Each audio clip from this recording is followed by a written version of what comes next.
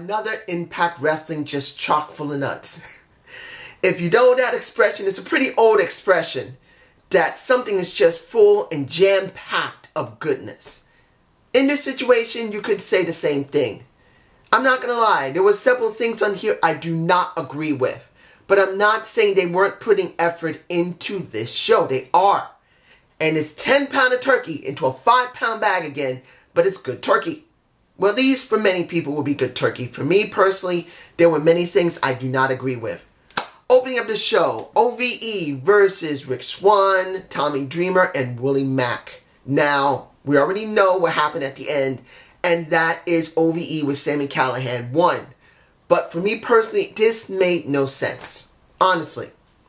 I am not into the story now for the one simple reason. If you guys remember, at least 2 or 3 weeks ago, we got that hospital scene with Sami Callihan, with Rich Swann, and it made you think, will Rich become part of Sami's group?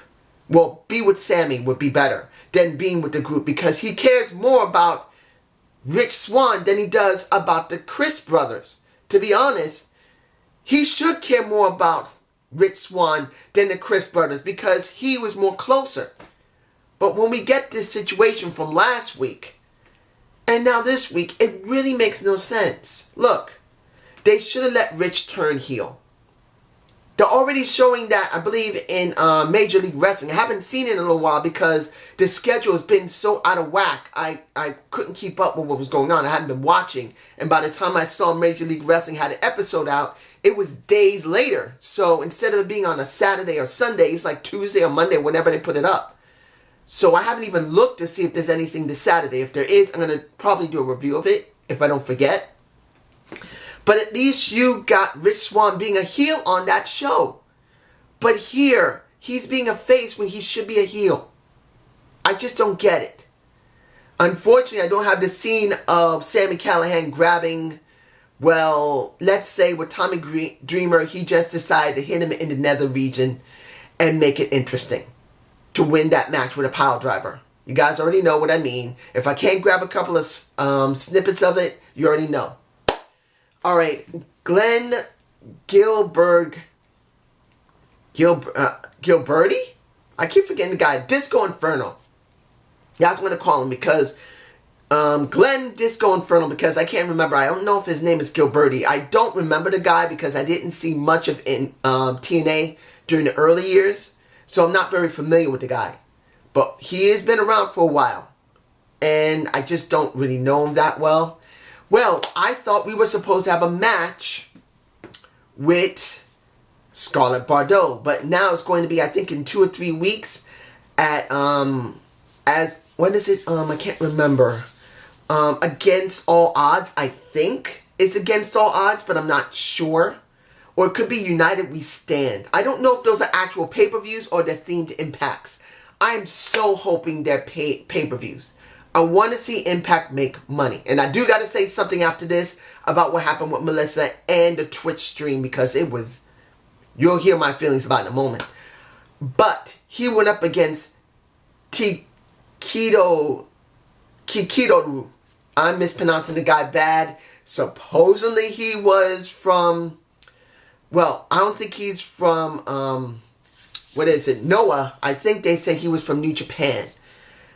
I think it might have been Scott Demont. Something was telling me he was Scott Demont. I don't know why that's what was going off in my head. It was not a great match. Disco Inferno and that guy just looked so cringy. And maybe that's what they were going for. It looked really slow, sluggish, and cringy. And maybe that's what they want. To show that Scarlett Bordeaux can kick the buttocks of a Disco Inferno, Glenn Gilberty, if that's his name. I keep saying, I think that's Gilberty. He won, but it just looks sloppy. Now, Reno Scum versus KM and Falaba. Why? You guys tell me below what's the situation here. Because I remember that when Reno Scum was in, not many people liked them. I actually did think they were unique and I liked them. And Legend, the guy with the mohawk, was interesting. I can't remember the other guy, Anderson or I forgot his name, Adamson, I think. When he got his shoulder torn, that was just sad that he was out for, I don't know, almost nearly a year. And now they come back. And I'm actually interested in seeing him get into the tag division and maybe really give LAX or the Lucha Brothers a run. Something different. But no, they've already jobbed the Falaba and Cam once. And now, after Falaba was taken out early, there was no real match. They just had to fight. Falaba was out for a bit. Cam was in the ring, which he did all right. But then Falaba came in and eventually they won. Why? Well, we don't see Falaba and Cam much. Reno Scum just came back, and I think we should use them. But then they job now twice, 2 times to Falaba and Cam, that we don't see them often in the ring. Maybe we see them in the back a lot of times. We saw them with Scarlett Bordeaux. But why? I don't understand. That makes no sense. Next, the alley segment with Rosemary. Now, here's the thing, ladies and gentlemen. I am very upset in how they booked this situation. It's understandable Rosemary got hurt and she was out for a while. They had to come up with something. But as I've said many months ago, when Ali was just being very sloppy and botchy, and I know I'm not the only one who noticed it, there was more than a few people. Andre Corbell, the guy knows his business as a wrestling reporter. Several other my commenters, they've also said she's been sloppy. And then they decide to make her Dark Alley instead of a undead bridesmaid first. And then by the last pay-per-view, turn her into Dark Alley. Instead of easing into it, making her look just like all the others, and build her into this persona of someone who's lost their soul. She's just been a frustrated and angry Alley who has not been wrestling right. And now when you see this situation, you see Rosemary with Alley asking her, what did I tell you not to go to the darkness when I told you? And Alley said, no, you left. I had to do something. He said, look what happened. As I just said, you should have never gone to the darkness. You should have stayed in the shadows. You didn't listen. And then she started asking, wait a minute. Where's the rest of my bunny? Where is it? And then Ali is just laughing. I don't remember exactly what she said. I was not interested in this. This would have worked if they had built up properly into it. And they haven't. And this is one of the major failings of Impact Wrestling with Scott DeMont and John Collins. I think they really missed the mark here. And mind you, they've been doing very good for almost a year now. But when it comes down to it, they missed the mark with this. Seriously. Why would you care about Allie when she just acts like regular Allie, just been annoying and frustrating? It was like when she was acting too girly and cutesy. She needed to be a little more tougher. Then they went the opposite way where she was just moody, irritable, and not wrestling properly. Here's another situation that I feel makes no sense. You got the Lucha Brothers seeing Conan. Conan says, okay, I'm here. And he's saying, I said last week to you guys that I wanted to know when. And wait a minute. And he says this, wait a minute. I didn't want to know. I told you. Give me a date for the match. And they're saying, no, we're not giving them a damn match. They disrespect me. He said, look, we are family. We are family. And then they insult Conan. And now he becomes angry. And when he goes back to Santana Ortiz, he says, I don't give a damn now. Burn them down, destroy them, do whatever the hell you want. This is it. And then they're saying, all right, then we got a match. He said, no, I'm working on it. And then they get upset. They already want to get their hands on Lucha Brothers, and now they're upset at Conan for not doing his job getting a rematch. What? This really made no sense. I have always been not fond of Conan because it's always been about him when it came to LAX. He wasn't just a mouthpiece. Much of the storylines revolved around him.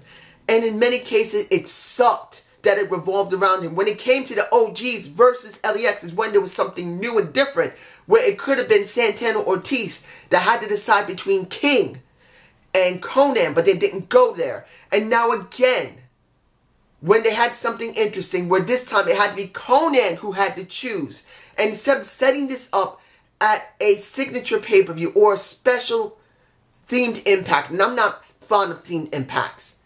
If Against All Odds is a themed impact, if Rebellion, I believe, is another themed impact, and Against All Odds is another themed impact, at least do it on one of those themed impacts. This made no sense. Why are they doing this where Conan now just decides, you know what, I don't give a damn, let's just destroy them, just because they insult them?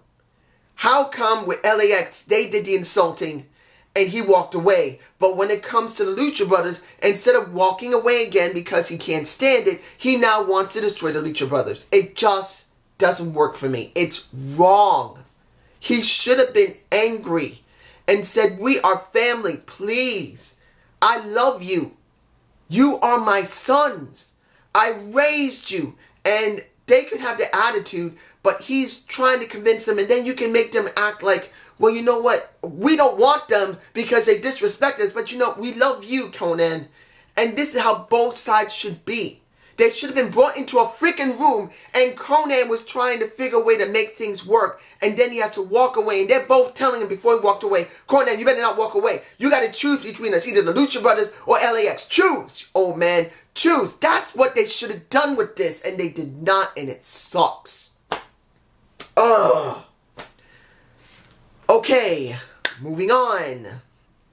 Wait a minute, make sure I'm not missing anything, because I have missed something before. Melissa, almost forgot. Melissa, on the live stream.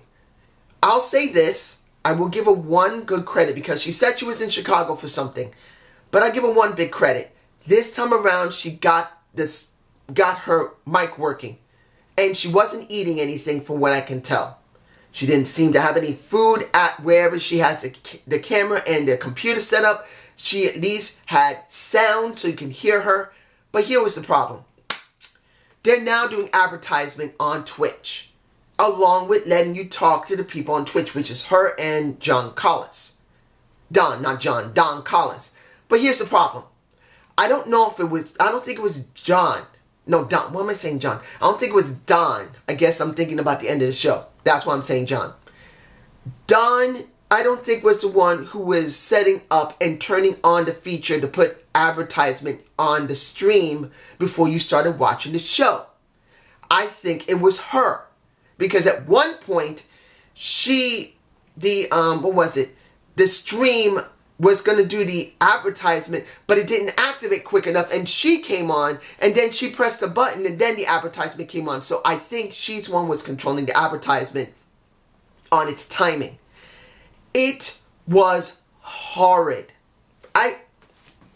When you're scheduled to do something, in the situation she's in, where she, once a week, I know she's probably got other stuff to do when it comes to Impact, but you would expect her, and they know that the stream isn't great, that even though no one's saying it, they got to see that the quality of the stream and how she's running it is not good, that they should have sat her down on Skype or whatever and said, look, we need to work this out a day or two before you do your stream.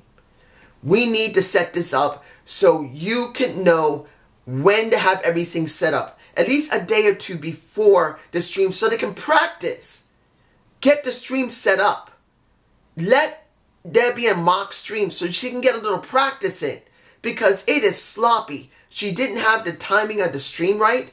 And then she didn't have her own timing right. And when she went away, John had to do it. But then the timing that was probably left on the stream and the program that was running the advertisement was overriding him. And then I thought there was only supposed to be one GSM segment. We got two. We had the first GSM segment of Sting versus RVD from 2010. But then we had this extra bit of stream that was not talked about. That was with Abyss and Sabu from 2005 in a barbed wire match. Or I forgot the name of that match. Damn. A Ring Mayhem or something. I can't remember it. It wasn't Monsters Ball. It was something. But in the end, this was horrid. No more ranting. let's do the final thing. Well, two of the final things. First one was Johnny supposedly go up against Brian Cage. Well, that didn't happen. We had Taya being very worried about what's going to happen with Johnny because he was wearing the neck brace. Then you got Johnny facing Brian, and he says, are you ready? He says, I keep my word. And then you later have the actual situation when they're supposed to come out. Johnny's dragged out, well not dragged out, carried out by Killer Cross. Killer Cross brings out a cinder block. He gets a steel chair. He's about to whack him in the head. You get some of the guys in the back, and one guy got himself choked out. They're trying to stop Killer Cross, didn't stop him. Then you've got Taya bringing out Brian Cage. Brian didn't want to be anything near that. So Taya, I'm about to say Tessa, because I'm about to do that next. Taya comes out trying to protect her man. She even does a forearm shiver directly to Killer Cross's face. I think he liked it. He probably did. And mind you, this is something not many people understand. When it comes to those hits, you may think women don't hit hard in the business. Oh, yes, they do. They have to hit hard in the business, just like guys. But in the end, what did we get? Brian Cage did finally come. Guess what happened? Brian actually went in the ring, beat up on Cross, and then when it was all over, Cross went outside the ring. He was right next to Taya. Taya gets him in the freaking gonads. If you don't know what that is, that's getting him in the testicle. That's from my cousin because she doesn't know. If I don't have the shot of her actually using her arm up between his legs, I have to explain it to her just in case. How you doing, Jen? Love you to death. But but in the end, she nails him in the testicles. Then her husband gets off, takes off the neck brace, and then whacks the hell. He literally beat the living crap out of Brian Cage, puts the cinder block on his head, and then swings for the fences with the steel chair to his head, and that generally was the end of it. Finally, we get the two people we've been wanting to turn heel, finally turn heel because we know that Johnny was not interesting as a face, and Tessa was not working very well as a heel because her husband was a face. Now they're both heels, and it makes sense. They're both bad guys. They should be bad guys, and I'm glad to see that. And I'm so glad it happened because then this segment I'm about to talk about makes best sense ever. Finally, the match I cared about. Jordan Grace, sorry, I'm messing up my words. Jordan Grace versus Tessa Blanchard. I wanted to see this match. Now, the match was actually very physical, and I did like it a lot. This was two very physical women where, well, Jordan Grace is still young in the business, but she's pretty good in the ring. Then you got Tessa Blanchard, who is an adaptive, and I repeat that again, an adaptive wrestler. Unlike Charlotte Flair, who is not. She's a good wrestler with good potential, but she doesn't know how to adapt to anyone. Tessa is. And that's where I do like her. She's an adaptive wrestler like Ric Flair. She can wrestle anybody. And she gives off a lot of emotion once she gets pissed off. And that's what this all comes down to. Getting more and more pissed off that Jordan Grace did not just cave into her. She legitimately was her equal. She is a female version of Rhino, which I love. But I have to say this, and I gotta be honest about this. I like Jordan Grace. I wish I was 20 years younger so I can date her. She seems very sweet. But here's a problem that Jordan Grace has. And it's due to the fact that she's built like Rhino. A very solid, thick person. It doesn't matter if you're a man or woman. If you got thick legs and a solid core, you're thick. But the problem with her compared to Rhino is that Rhino wore very long shorts in his ring attire. She's wearing very short shorts. And in this case, because she got thick legs, that means she has thick butt cheeks. And in this situation, those butt cheeks were so thick, they kept popping out of her ring attire. Which most guys and girls are going to love to hell because they like to see a woman's butt. Or a guy's butt for that matter. When they see a wrestler's butt, counting if you're interested in that wrestler, you're going to go, I love that ass. I'm sorry for the language, ladies and gentlemen, but you get my point. In her case, I hope that she realizes that she needs to change her ring attire and make the short part, because the top area is fine. It's going to move and it's going to adjust. Her breast will show a little bit. She's a female. There's nothing wrong with it. Guys have the same problem with their package. Eventually they get seen almost sometimes. But I think the lower half of her, she needs to have her ring attire made a little bit longer to have it near her thighs. Then she won't worry her butt popping out of her attire too much. When it came to Tessa, you didn't have to worry that much.